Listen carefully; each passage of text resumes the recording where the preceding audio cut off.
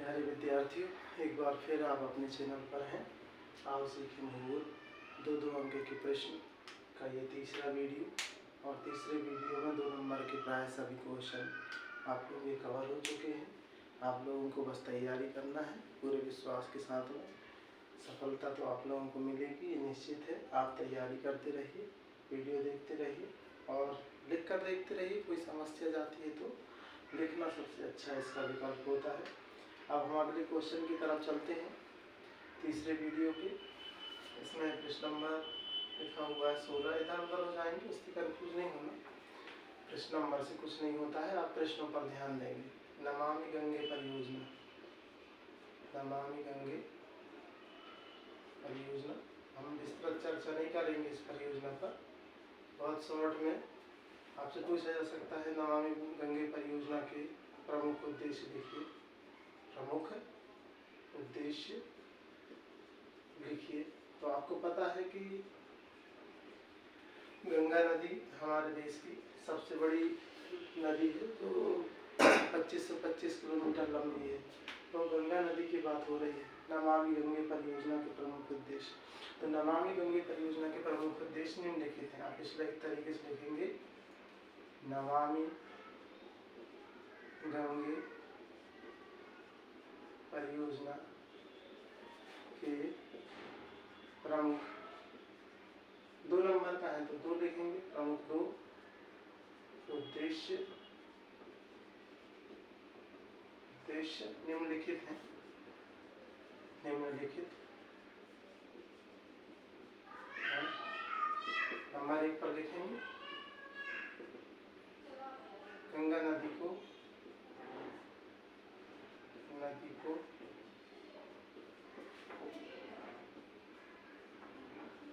प्रदूषण या गंगा नदी के प्रदूषण को कम करना। और नंबर 2, गंगा नदी को पुनर्जीवित करना।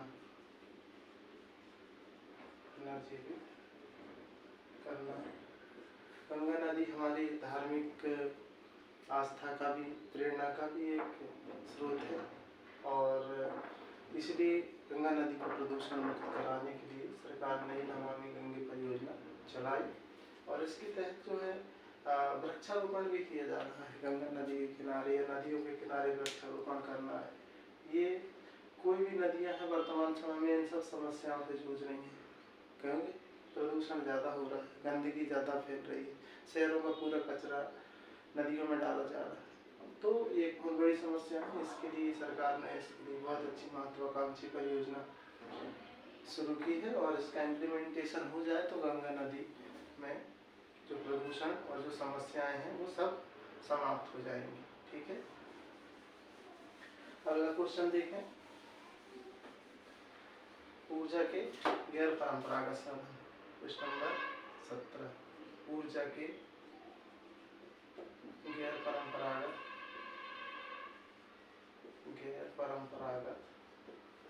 स्रोत कौन से हैं, साधन कौन से स्रोत कौन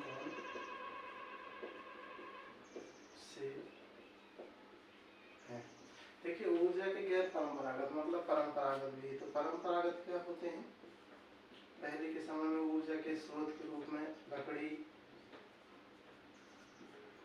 कोयला, पेट्रोलियम, इनका इस्तेमाल प्राचीन समय से किया जा रहा है, तो ये कहलाते हैं परंपरागत साधन।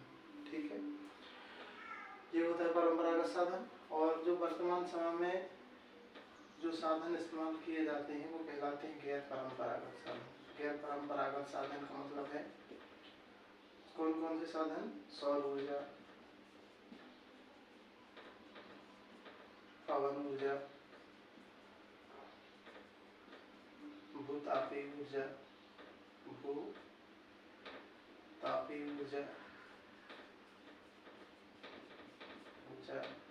निर्धूम्न चूल्हा भी होता है। और भूतापीय ऊर्जा हो गया, पवन ऊर्जा, सौर ऊर्जा, परमाणु ऊर्जा होती है। अणु परमाणु से जो है उसके विखंडन से भी एनर्जी निकलती है, तो परमाणु ऊर्जा कहलाती है। तो ये ऊर्जा के प्रकार है। अब यहाँ अंतर भी पूछा जाता है, परंपरागत क्या होते हैं। अगर अंतर देखें तो ये समाप्त संसाधन है, जल्दी समाप्त हो जाते हैं और एक बार उपयोग के समाप्त हो जाते हैं। और ये साधन है असमाप्त संसाधन, जिनका बार बार हम प्रयोग भी करते हैं तो ये समाप्त नहीं होते हैं। तो ये दो अंतर हो गए। तो पहला तो अर्थ लिख देंगे, जो पुराने समय से इस्तेमाल हो रहा है वो परंपरागत, जो नए समय के में इस्तेमाल हो रहा है जो गैर परंपरागत। फिर दूसरा लिख देंगे कि एक समाप्त संसाधन है, और ये लिख देंगे कि एक असमाप्त संसाधन है ना। तो दो अंतर आपको तो बन ही जाएंगे, बहुत आसान भी है। तीसरा अंतर में लिख देंगे उदाहरण लकड़ी, कोयला, पेट्रोलियम। एक चीज़ है, इसमें जल विद्युत को भी शामिल किया जाता है। बहुत लोग कंफ्यूज होते हैं इसमें। तो जल विद्युत जो हम इस्तेमाल करते हैं ये भी बहुत पुराने समय से इस्तेमाल हो रही है, इसलिए इसको भी परंपरागत के अंतर्गत रखा जाता है, गैर परंपरागत में नहीं रखा जाता है। कई बच्चे इसमें कंफ्यूज हो जाते हैं, तो आप लोग नहीं होंगे। अब हम ये 3 नंबर का क्वेश्चन हमने बता दिया, परंपरागत का अर्थ, गैर परंपरागत का। परंपरागत जो पुराने समय से ऊर्जा के साधन इस्तेमाल हो रहे हैं, गैर परंपरागत जो नवीन समय में ऊर्जा के साधन, ऊर्जा के स्रोत इस्तेमाल हो रहे हैं। दूसरा परंपरागत समाप्त संसाधन है, गैर परंपरागत असमाप्त संसाधन है। तीसरा अंतर जो है उदाहरण के रूप में, प्रमुख उदाहरण इसके हैं जो स्रोत हैं, लकड़ी, कोयला, पेट्रोलियम, जल विद्युत इसके हैं। गैर सौर ऊर्जा, पवन ऊर्जा, भूतापी, परमाणु ऊर्जा, है ना। ठीक है, ये लिख देंगे आप लोग। अब ऊर्जा के गैर परंपरागत स्रोत कौन कौन से हैं। तो ऊर्जा के गैर परंपरागत स्रोत हैं, ये अभी हमने समझाई दिया आप लोगों को। उत्तर लिखेंगे ऊर्जा के गैर परंपरागत स्रोत निम्नलिखित हैं। निम्नलिखित वही साथ में लिख देते हैं, निम्नलिखित हैं, है ना। आप ऐसे रेस करके भी लिख सकते हैं, नंबर डाल के भी लिख सकते हैं। सौर ऊर्जा, दूसरा पवन ऊर्जा, तीसरा भूतापी ऊर्जा, चौथा परमाणु ऊर्जा। ये सभी जो है ऊर्जा के गैर परंपरागत स्रोत होते हैं। याद रखिएगा, परंपरागत आए तो परंपरागत लिखिएगा, गैर परंपरागत आए तो गैर परंपरागत। आप अपनी भाषा में लिखें, आपको बहुत अच्छे स्टैंडर्ड शब्दों में लिखने की जरूरत नहीं, जैसा आपको समझ में आता है आप वैसा लिख देंगे। फिर पर्यावरण प्रदूषण, अगला क्वेश्चन है पर्यावरण प्रदूषण। पर्यावरण प्रदूषण तो जानते ही होंगे आप लोग, बचपन से पढ़ते आ रहे हैं क्वेश्चन पर्यावरण प्रदूषण। तो पर्यावरण प्रदूषण क्या होता है, जो जैसे कि वायु प्रदूषण है। एक उदाहरण बता रहे पहले, एग्जाम्पल, वायु प्रदूषण क्या है। वायु का एक संगठन होता है जिसमें 20.9% जो है वायु का संगठन जो है, इसमें जैसे कि नाइट्रोजन है, ऑक्सीजन है, सही लिख रहे थे, 20.9% मतलब 21%। तो नाइट्रोजन कितना है, 75%। तो इनका जो एक निश्चित संगठन है, ठीक है। तो वायुमंडल में गैसों का एक निश्चित संगठन है, इसमें परिवर्तन आना प्रदूषण कहलाता है। तो पर्यावरण प्रदूषण क्या होता है, पर्यावरण प्रदूषण का होता है जो पर्यावरण है,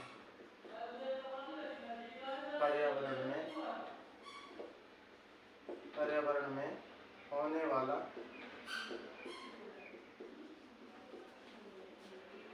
अवांछनीय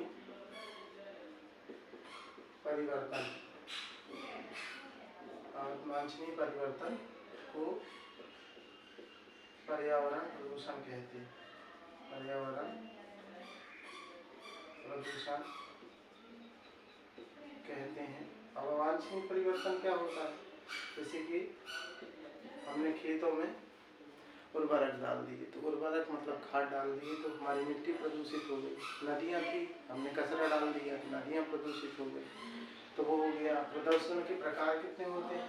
कितने प्रकार का प्रदूषण होता है जानते हैं आप लोग? जल प्रदूषण, दूसरा वायु प्रदूषण, तीसरा ध्वनि प्रदूषण, चौथा रेडियो ध्वनि प्रदूषण,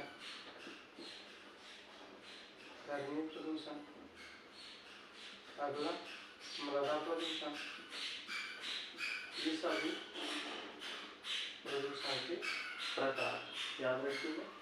कर लीजिएगा। पर्यावरण में होने वाला अवांछनीय, अवांछनीय मतलब होता है अनचाहा परिवर्तन।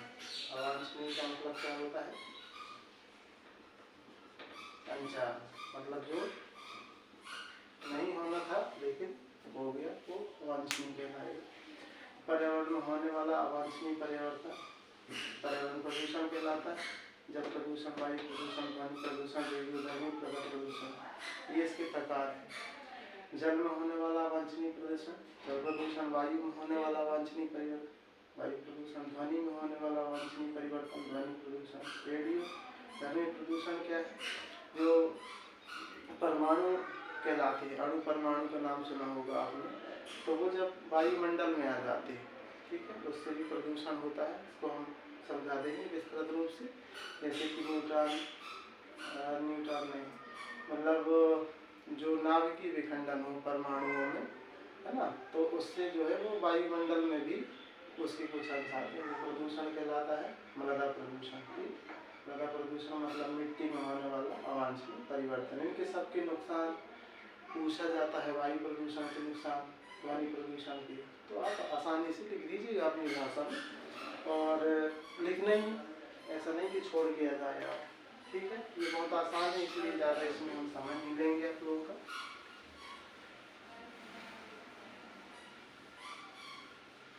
अगला क्वेश्चन है, मैग्नीज को जैक ऑफ ऑल ट्रेड्स क्यों कहते हैं? मैग्नीज को jack of all trades, jack of all trades क्यों कहते हैं? जैक ऑफ ऑल ट्रेड्स क्यों कहते हैं? मैग्नीज को जैक ऑफ ऑल ट्रेड्स क्यों कहा जाता है? तो मैग्नीज जो है एक धातु है, ठीक है। आप इसको लिखेंगे, उत्तर लिखेंगे इसका। इसमें समझ लीजिए मैग्नीज क्या करती है, जो लोहा होता है अपना, उसको, लोहे को कड़ा करने के लिए, है ना, रसायन जो होते हैं उसमें भी रासायनिक उद्योगों में इस्तेमाल होता है इसका। अच्छा, आप समझते तो होंगे जैक किसे कहते हैं। जैसे ट्रैक्टर आपका पंचर हो जाए तो आप क्या करते हैं, नीचे लगाए जैक, गाड़ी को उठा दिए, इसलिए इसको जैक ऑफ ऑल ट्रेड्स कहते हैं, क्योंकि ये सभी प्रकार के व्यापार के लिए बहुत महत्वपूर्ण होता है, ठीक है। तो मैग्नीज को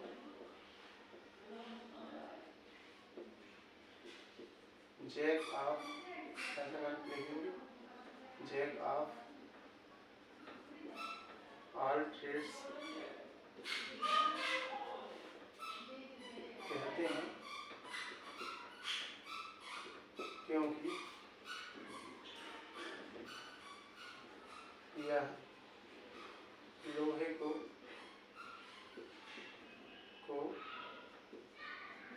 कड़ा करने, लोहे को ही साफ करने, लोहे को कड़ा करने, साफ करने एवं प्रगलन, प्रगलन मतलब उसको गलाने के काम में, प्रगलन, साफ करने, है ना, प्रगलन करने, अल्पविराम करके प्रगलन करने में इस्तेमाल होता है, इस्तेमाल होता है तथा धातु एवं धातु एवं रासायनिक उद्योगों में